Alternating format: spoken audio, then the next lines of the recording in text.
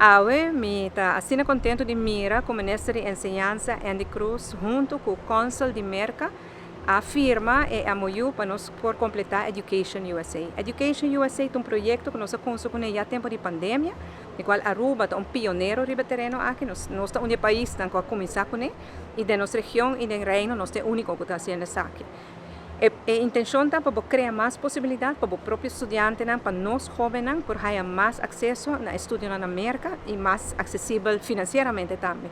O Consul de Merca sempre estava um sucesso grande nessa aqui, o Ministro de Enseñanza também sempre quer um projeto que há na firma MOU.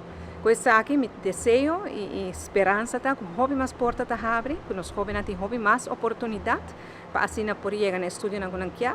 E depois vim para Aruba e ajudar-nos a desenvolver nossa economia. Eu agradeço ao Ministro Andy Cruz, felicito o Ministro Andy Cruz e o Veld, tudo essa casa está aqui possível. E vou mira viagem mais, está aqui resultado de relação estreita que nós temos com a Merca e vou aqui dar nosso fruto.